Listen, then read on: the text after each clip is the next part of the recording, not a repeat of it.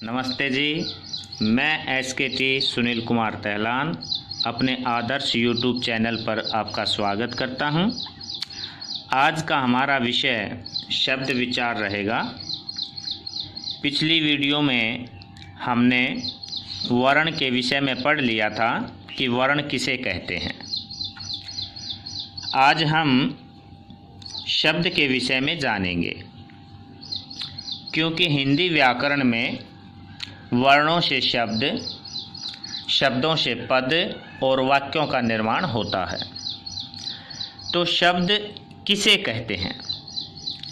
वर्णों के मेल से बनी सार्थक दावनी को शब्द कहते हैं।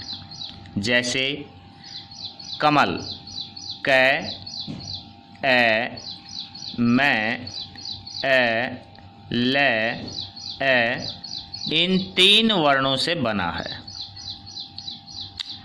तो ये एक सार्थक शब्द है। शब्द के मूलतः 2 ही भेद माने जाते हैं, एक सार्थक और दूसरा निरर्थक। सार्थक शब्द वे होते हैं जिनका अर्थ हो, अर्थात किसी अर्थ का ज्ञान कराने वाले शब्दों को सार्थक शब्द कहते हैं। और जिन शब्दों का, जिन ध्वनियों का अपना कोई अर्थ नहीं होता, वे निरर्थक शब्द कहलाते हैं। जैसे रोटी वोटी, पानी वानी, कलम वलम, कपड़ा वपड़ा। तो बेटा यहाँ पानी सार्थक है और वानी निरर्थक है, क्योंकि वानी का कोई अर्थ ही नहीं है। कपड़ा वपड़ा, कपड़ा तो ठीक है, वपड़ा क्या होता है? रोटी वोटी, रोटी भी ठीक है, वोटी का अपना कोई अर्थ नहीं है। व्याकरण के अध्ययन का विषय केवल सार्थक शब्द ही होते हैं। सार्थक शब्दों से ही व्याकरण चलती है, क्योंकि कहा भी गया है कि भाषा का शुद्ध ज्ञान कराना ही व्याकरण का काम है। सार्थक शब्दों अर्थात शब्दावली का वर्गीकरण निम्नलिखित आधार पर किया जाता है। ये 4 प्रकार होते हैं: अर्थ के आधार पर, व्युत्पत्ति के आधार पर, उत्पत्ति के आधार पर और प्रयोग के आधार पर। जब आप किसी हिंदी व्याकरण से इन 4 आधारों को पढ़ते हैं तो आप में एक भ्रम बना रहता है, क्योंकि अर्थ के आधार पर तो कुछ स्पष्ट भी हो जाता है। व्युत्पत्ति की जगह कई बार रचना लिखा हुआ मिलता है, कई बार बनावट लिखा हुआ मिलता है। उत्पत्ति के आधार पर कई बार जन्म और स्रोत लिखा हुआ मिलता है, और प्रयोग की जगह रूपांतरण शब्द लिखा हुआ मिलता है। तो सबसे पहले तो हम इसे ही जानेंगे कि भाई एक तो अर्थ के आधार पर होता है, दूसरा होता है व्युत्पत्ति। व्युत्पत्ति को ही हम रचना और बनावट कहते हैं। व्युत्पत्ति आ जाए, रचना आ जाए, बनावट आ जाए, ये तीनों एक ही हैं। तीसरा उत्पत्ति। उत्पत्ति का अर्थ होता है जन्म, स्रोत के आधार पर। और चौथा होता है प्रयोग, जिसको रूपांतरण कहते हैं, रूपांतरण के आधार पर। तो आज हम अर्थ के आधार पर शब्द के भेद को जानेंगे। भाषा की अर्थ स्तर पर शब्द लघुतम इकाई है। सबसे छोटी इकाई क्या है? शब्द। परंतु हमेशा ऐसा नहीं रहता। एक शब्द का एक ही अर्थ रहे, कभी कभी एक ही शब्द भिन्न भिन्न अर्थों का भी ज्ञान कराता है। अतः अर्थ की दृष्टि से शब्द का वर्गीकरण 2 प्रकार से किया जाता है।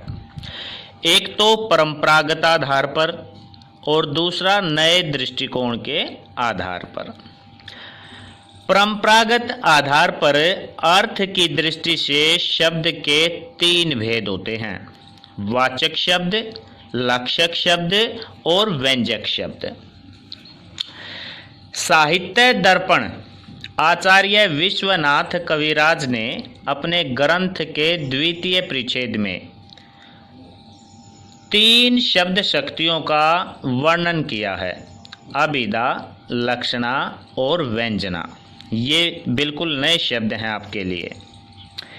तो ये वाचक, लक्षक और व्यंजक शब्द क्या होते हैं, आइए बारी बारी से इनको जानें। वाचक शब्द किसे कहते हैं? साधारण अर्थ का ज्ञान कराने वाले शब्द वाचक कहलाते हैं। जैसे कमल, गाय, गधा। इन शब्दों से साधारण प्रचलित अर्थ कमल से फूल, गाय से जो दूध देने वाली होती है और गधा से भारवाहक पशु का ज्ञान होता है। वाचक शब्दों से प्रकट होने वाले अर्थ को वाच्यार्थ भी कहते हैं। लक्षक शब्द किसे कहते हैं?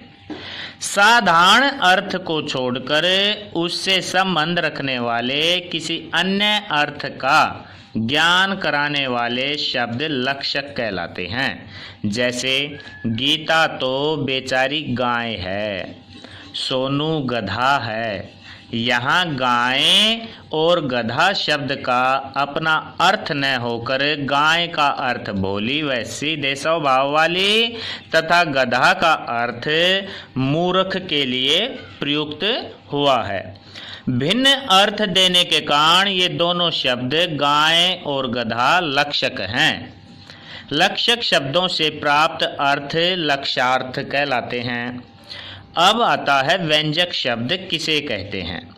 साधारण अर्थ या मुख्य अर्थ से संबंध रखने वाला अन्य अर्थ न बतलाकर किसी गूढ़, छिपे हुए, अकथित अर्थ को प्रकट करने वाले शब्द को व्यंजक शब्द कहते हैं।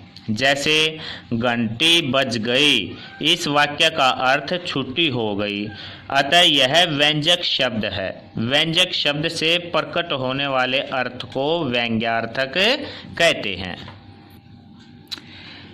तो हमने सीखा शब्द किसे कहते हैं। वर्णों के मेल से बनी सार्थक ध्वनि को शब्द कहते हैं। शब्द के कितने भेद हैं? शब्द के मूलतः दो भेद हैं, सार्थक और निरर्थक। और व्याकरण के अध्ययन का विषय केवल सार्थक शब्द ही होते हैं। इसके बाद हमने इनको चार भागों में बांटा, अर्थ के आधार पर, व्युत्पत्ति के आधार पर, उत्पत्ति के आधार पर, प्रयोग के आधार पर। और अर्थ के आधार पर भी दो भेद हमने सीखे, परंपरागत आधार पर और नए दृष्टिकोण के आधार पर। परंपरागत आधार पर हमने वाचक, लक्षक और व्यंजक की परिभाषा जान ली है। अब हम नए दृष्टिकोण के आधार पर अर्थ की दृष्टि से शब्द के 7 भेदों के बारे में जानेंगे।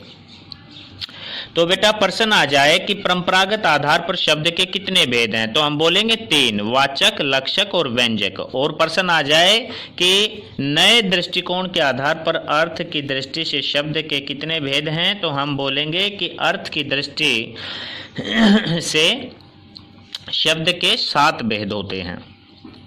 एकार्थी, अनेकार्थी, पर्यायवाची, विलोम, सूक्ष्म अर्थी, समरूपी और वाक्य या वाक्यांश के लिए एक शब्द। ये एकार्थी शब्द क्या होते हैं? एकार्थी शब्द वे हैं जिनका एक ही अर्थ होता है। व्यक्तिवाचक, संज्ञा शब्द इनके अंतर्गत आते हैं। जैसे हिमालय, गंगा, जनवरी, महात्मा, हिंदी आदि। कुछ अन्य संज्ञा शब्द भी मिलते हैं। अन्य शब्द भी मिलते हैं जो एक अर्थ प्रकट करते हैं, जैसे पुस्तक, घर, श्रद्धा, ऋषि, अहंकार आदि। तो हमने सीखा एकार्थी शब्द क्या हैं। एकार्थी शब्द वे हैं जिनका केवल एक ही अर्थ होता है। अनेकार्थी शब्द, अनेकार्थी शब्द एक से अधिक अर्थ देने वाले होते हैं। जैसे कल शब्द के कई अर्थ हैं। अगला दिन, पिछला दिन, मधुर ध्वनि के लिए भी कल शब्द बोल देते हैं। चैन, और एक कल शब्द का अर्थ होता है मशीन। इस प्रकार अनेकार्थी शब्द वह शब्द है जिसके एक से अधिक अर्थ होते हैं। जैसे हम कर शब्द है। कर संस्कृत का शब्द है। कर माने हाथ भी होता है, कर माने टैक्स भी होता है। समरूपी शब्द भी अनेकार्थी शब्द ही होते हैं। ये रूप की दृष्टि से एक होते हैं, परंतु ये भिन्न भिन्न अर्थ देने वाले शब्द हैं। ये भिन्न भिन्न स्रोतों जैसे तत्सम, तद्भव, देसी, विदेशी, अंग्रेजी, संस्कृत, फारसी आदि के शब्द होते हैं। जैसे हम एक उदाहरण लेंगे। मान लो एक शब्द है बस, सामने बस जा रही है, तो ये बस शब्द जो है अंग्रेजी का शब्द हुआ, बस, BUS। तुम हमारे बस में नहीं, तो यहाँ बस जो है संस्कृत में है। बस करो, बस अब यहाँ शब्द फारसी में है। और समान रूप होने के कारण एक शब्द लगता है, परंतु उसके भिन्न भिन्न अर्थ हों तो उसे समरूपी शब्द कहते हैं। फिर है पर्यायवाची या समानार्थी शब्द। पर्याय का अर्थ है अन्य, भिन्न या कोई दूसरा। एक ही अर्थ का ज्ञान कराने वाले भिन्न भिन्न शब्दों को पर्यायवाची कहते हैं। बड़ी आसान डेफिनेशन है कि एक ही अर्थ का ज्ञान कराने वाले भिन्न भिन्न शब्दों को पर्यायवाची कहते हैं। यह अनेकार्थी शब्द से बिल्कुल उल्टा है, विपरीत है। वहाँ एक शब्द होता है और अनेक अर्थ होते हैं, परंतु यहाँ अनेक शब्द होते हैं परंतु एक अर्थ होता है।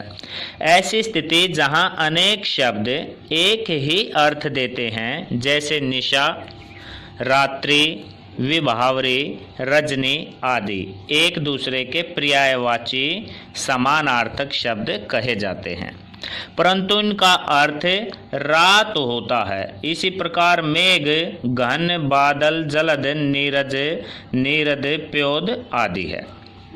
विलोम शब्द किसे कहते हैं या विपरीतार्थक शब्द किसे कहते हैं? वे शब्द जिनके अर्थ एक दूसरे के विपरीत, उल्टे होते हैं, विपरीतार्थक शब्द कहलाते हैं या कहे जाते हैं। उदाहरण के लिए कुछ ऐसे शब्द युग्म दिए जा रहे हैं, जैसे अमीर, गरीब, लाभ, हानि, जीवन, मरण, गुण, दोष, सुख, दुख आदि। सूक्ष्म अर्थी पर्यायवाची या समानार्थक होते हुए भी अर्थ में भेद होता है। कुछ ऐसे समान दिखाई देने वाले शब्द हैं जिनमें सूक्ष्म अर्थ भेद रहता है। दूसरे शब्दों में ये समानार्थक होते हुए भी भाव में एक दूसरे से भिन्न होते हैं। वास्तव में ये शब्द पर्यायवाची न होकर मिलते जुलते अर्थ वाले शब्द होते हैं। इनका अर्थ लिखकर वाक्य में प्रयोग करके इनका अर्थ स्पष्ट करना होता है। जैसे स्त्री और पत्नी शब्द हैं। स्त्री नारी जाति का सूचक है, तो पत्नी किसी की विवाहिता स्त्री का सूचक है। इसी प्रकार जननी माता शब्द है। जननी जन्म देने वाली माता होती है, जबकि माता किसी भी पूज्य स्त्री के प्रयोग के लिए होता है। इसी प्रकार अस्त्र, शस्त्र, अपराध, पाप, अनिवार्य, आवश्यक आदि शब्द हैं। समरूपी या भिन्नार्थक शब्द किसे कहते हैं? कुछ शब्द उच्चारण की दृष्टि से समान प्रतीत होते हैं। जब हम उनका उच्चारण करते हैं तो ऐसा लगता है कि ये दोनों शब्द एक जैसे ही हैं, परंतु उनका अर्थ एक दूसरे से पूर्णतः भिन्न होता है, अलग होता है। इन शब्दों के उच्चारण में इतना कम अंतर होता है कि वे समानार्थक से प्रेरित होते हैं, जबकि उनमें समानता बिल्कुल नहीं होती। जो शब्द आकार और ध्वनि आदि की दृष्टि से मिलते जुलते होते हैं किंतु उनके अर्थ अलग अलग होते हैं, इन्हें भिन्नार्थक शब्द कहते हैं। जैसे जल्द, जल्द का अर्थ है शीघ्र, जलद बादल होता है। जल्द में आधा लय है और जलद में पूरा लय है। इसी प्रकार बहु और बहु शब्दों के अर्थ बहु माने अधिक और बहु पुत्रवधू होती है। इसी प्रकार ग्रह और ग्रह, कुल कुल, बदन वदन आदि शब्द हैं। और सातवां भेद है वाक्य या वाक्यांश के लिए एक शब्द। भाषा में कम से कम शब्दों में अधिक से अधिक भाव प्रकट करने के लिए वाक्य या वाक्यांश के स्थान पर एक शब्द का प्रयोग किया जाता है। इसे ही अनेक शब्दों का एक शब्द कहते हैं, या ऐसा संक्षेप लेखन के लिए भी किया जाता है, छोटा करने को भी। जैसे जो किए गए उपकार को न माने, उसके लिए हमने एक शब्द लिख दिया कृत्य घन। हाथ के लिए घड़ी, इसके लिए हमने कर दिया हथकड़ी। तो आशा है आज इस वीडियो में आपको शब्द की जानकारी अच्छी लगेगी। इसी के साथ आप सभी का धन्यवाद। अगली वीडियो में आपको व्युत्पत्ति, उत्पत्ति और रूपांतरण प्रयोग के आधार पर शब्द के भेद बताए जाएंगे। धन्यवाद।